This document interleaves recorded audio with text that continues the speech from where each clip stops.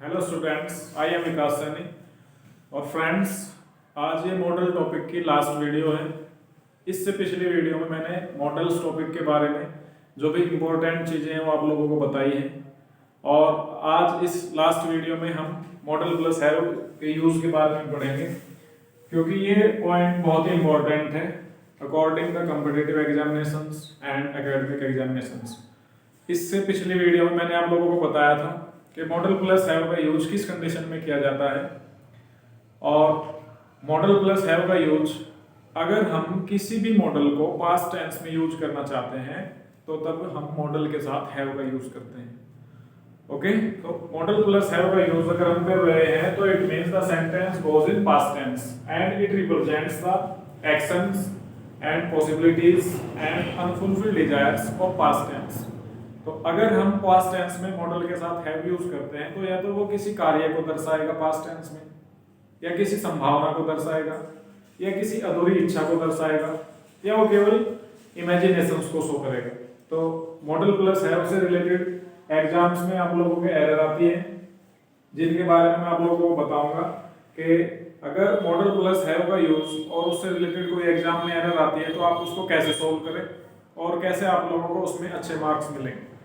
इस वीडियो को ध्यान से देखिएगा, लास्ट तक देखिएगा, और यदि वीडियो आप लोगों को पसंद आती है तो उसको लाइक करिएगा और चैनल को सब्सक्राइब कर लेगा, ताकि जो नेक्स्ट वीडियो है ग्रामर से रिलेटेड टॉपिक्स की वो आप लोगों को आसानी से मिल सके। तो चलिए कम टू द पॉइंट।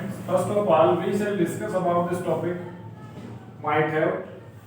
तो माइट हैव का यूज पास्ट टेंस में to express the possibility of past action. जब पास्ट टेंस में कोई कार्य होना होता है या होना था, उसकी संभावना को दर्शाने के लिए माइट हैव का यूज किया जाता है। माइट का यूज भी कर सकते हैं, माइट हैव का यूज भी कर सकते हैं। माइट हैव लेस जब पॉसिबिलिटी होती है उसके लिए यूज कर सकते हैं पास्ट टेंस में। जैसे my team might have won the match. Sentence में लिखा है कि मेरी टीम मैच जीत सकती थी बट इट रेन स्टार्टेड, लेकिन तभी क्या हुआ, बारिश शुरू हुई। यानी कि मेरी जो टीम थी उसके मैच जीतने की संभावना थी, वो जीत सकती थी, इतना दम था उसमें, लेकिन एन वक्त पे क्या हुआ, बारिश शुरू हुई और जो मेरी टीम थी वो मैच नहीं जीत पाई। तो अगर पास्ट टेंस में लेस पॉसिबिलिटी होती है, उस लेस पॉसिबिलिटी को शो करने के लिए हम माइट हैव का यूज पास्ट टेंस में करते हैं। जैसे नेक्स्ट मॉडल लिखा हुआ है मस्ट हैव। मस्ट हैव का यूज कहां करते हैं, to express a past action और सिचुएशन। अगर पास्ट टेंस में किसी एक्शन को या किसी सिचुएशन को एक्सप्रेस करना हो, प्रकट करना हो, प्रस्तुत करना हो, तो उसके लिए हम मस्ट हैव का यूज करेंगे। जैसे you must have follow instructions, यानी कि तुम्हें जो है जो इंस्ट्रक्शंस थे उनको फॉलो करना चाहिए था जो तुमने नहीं किए। I must have helped him, मुझे उसकी मदद करनी चाहिए थी जो मैंने नहीं की। तो अगर पास्ट टेंस में किसी एक्शन को या किसी सिचुएशन को एक्सप्रेस करना चाहते हैं तो उसके लिए हम यूज करेंगे must have. Next is could have. Could have का यूज क्या करता है, to express the less capacity in past tense. अगर पास्ट टेंस में लेस कैपेसिटी को शो करना है तो उसके लिए हम गुड हैव का यूज करते हैं। जैसे our team could have won the match, यानी कि हमारी जो टीम है वो मैच जीत सकती थी but it did not play well, लेकिन हुआ क्या कि जो टीम थी मेरी वो अच्छा नहीं खेली। तो ये लेस कैपेसिटी है, इट मींस द टीम, जो टीम थी वो अपनी उस कैपेसिटी के अकॉर्डिंग नहीं खेली जितनी उसकी अक्षमता थी, इसलिए वो जो टीम थी वो मैच हार गई थी। Next is would have, to express unfulfilled desire in past tense. अगर पास्ट टेंस में कोई अधूरी इच्छा होती है, कोई परिकल्पना होती है, जिसे हम बोलते हैं केवल अंदाजा लगाना, कोई डे ड्रीम होता है जिसे बोलते हैं दिवा स्वप्न देखना, उस कंडीशन को शो करने के लिए पास्ट टेंस में वुड हैव का यूज होता है। जैसे इफ आई हैड रिच, यदि मैं धनी होता, I would have bought a new car, तो मैं क्या करता, एक नई कार खरीद लेता। तो इस तरीके की कंडीशन को शो करने के लिए पास्ट टेंस में वुड हैव का यूज होता है अनफुलफिल्ड डिजायर को शो करने के लिए। फिर जैसे नेक्स्ट एग्जांपल है, बात करते हैं एग्जाम में यहाँ से क्वेश्चन आएगा कैसे, किस एंगल से क्वेश्चन आ सकता है और कैसे आप उसको सही कर सकते हैं, कैसे आप उसमें नंबर गेन कर सकते हैं, तो उसके बारे में मैं आप लोगों को बताऊंगा। जैसे लास्ट एग्जांपल मैंने लिखा हुआ है, if he would not have heard the news, he would not have written this letter। इस सेंटेंस में आप देखेंगे कि एक मॉडल प्लस हैव दो बार यूज किया गया है, would not have and would not have. तो ये गलत है, ये गलत है। एक सेंटेंस में हम मॉडल प्लस हैव का यूज दो बार नहीं कर सकते। एक सेंटेंस में मॉडल प्लस हैव का यूज केवल एक बार ही करेंगे। अब अगर यहां से आप बात करें कि भाई ये डिपेंड किस पे करेगा कि ये वुड नॉट हैव सही है या वो वुड नॉट हैव सही है, तो आप लोगों को अगर कंडीशनल सेंटेंसेस के बारे में पता होगा, कॉम्प्लेक्स सेंटेंसेस आप लोगों ने पढ़े होंगे, तो कॉम्प्लेक्स सेंटेंसेस में हम पढ़ते हैं जो सबऑर्डिनेट क्लॉज होता है वो पास्ट इंडेफिनिट या पास्ट परफेक्ट में रहेगा। जो प्रिंसिपल क्लॉज होता है उसमें मॉडल प्लस हैव का यूज होगा। और subordinate clause if, when, until, unless, as long as soon as if, after, before, in adverbs के द्वारा कंडीशनल क्लॉज में जो सबऑर्डिनेट क्लॉज होता है वो शुरू होता है और बाकी का जो पार्ट होता है प्रिंसिपल क्लॉज होता है। तो चूंकि ये पार्ट इफ से स्टार्ट हुआ तो ये है आपका सबऑर्डिनेट क्लॉज। और सबऑर्डिनेट क्लॉज में मॉडल प्लस हैव का यूज नहीं होता है, प्रिंसिपल क्लॉज में मॉडल प्लस हैव का यूज होता है। ओके, तो यहाँ पे आप अगर इसको रिप्लेस करना चाहते हैं और इसको आप करेक्ट करना चाहते हैं कि भाई अगर हमने ये तो पता कर लिया कि मॉडल प्लस हैव यहाँ पे गलत है, तो फिर अगर इसको इंप्रूव करना है, इसमें सही करना है, तो सही क्या होगा, फिर यहाँ पे आप लिखेंगे हैड हियर, हैड हियर। ये भी एक कॉम्बिनेशन है। अगर यहाँ पे सबऑर्डिनेट क्लॉज में आपका पास्ट इंडेफिनिट है यानी कि सेकंड फॉर्म ऑफ वर्ब है, तो फिर आप उसके साथ वुड यूज करेंगे। लेकिन अगर आपका सबऑर्डिनेट क्लॉज हैड के साथ दिया गया है थर्ड फॉर्म, तो फिर आप उसमें मॉडल प्लस हैव यूज करेंगे। ये आपको याद रखना है। अगर सेकंड फॉर्म है या यहाँ पे वर्ब दिया हुआ है इफ आई वर यू, जैसे मान लो मैंने लिख दिया कि इफ आई वर यू, यदि मैं तुम्हारी जगह होता I would buy a new car, तो मैं एक नई कार खरीद लेता। ओके, समझेंगे बात को। सेंटेंस कंडीशनल है, कॉम्प्लेक्स भी हम कह सकते हैं, बिकॉज जितने भी कंडीशनल सेंटेंसेस होते हैं कॉम्प्लेक्स सेंटेंस की कैटेगरी में आते हैं। And in A conditional sentence there are two clauses, subordinate clauses and principal clauses. The subordinate clause starts with if, when, after, before, until, unless, as soon as long as if. Okay, so this clause starts by if, and if this clause starts by if, it means it is the subordinate clause. And according the rule, the subordinate clause will remain in past indefinite. And in past indefinite, we use verb or second form of verb. And in principal clause, we use would to represent unfulfilled desire or imaginations. Okay.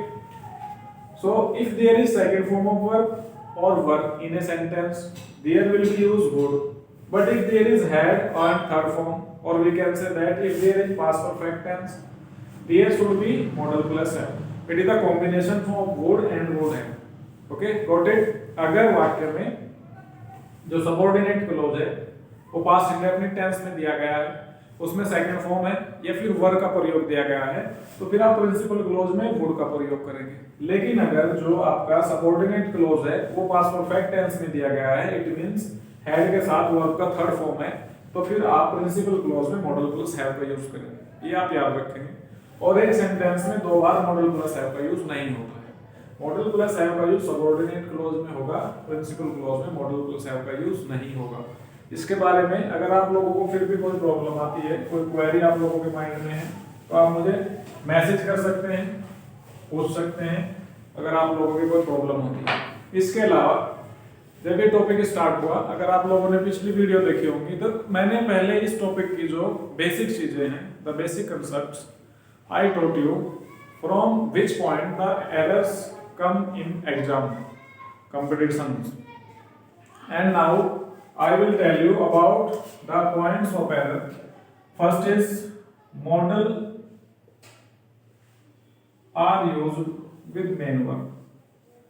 वही चीजें मैं दोबारा से repeat कर देता हूं कि model का प्रयोग हमेशा मेन वर्ब के साथ होगा। अगर सेंटेंस में मेन वर्ब नहीं है तो मॉडल का भी यूज नहीं होगा। पहला पॉइंट ये याद रखेंगे आप। दूसरा पॉइंट है, अगर मॉडल का प्रयोग किया गया है तो उसमें जो मेन वर्ब होता है उसका फर्स्ट फॉर्म यूज होगा।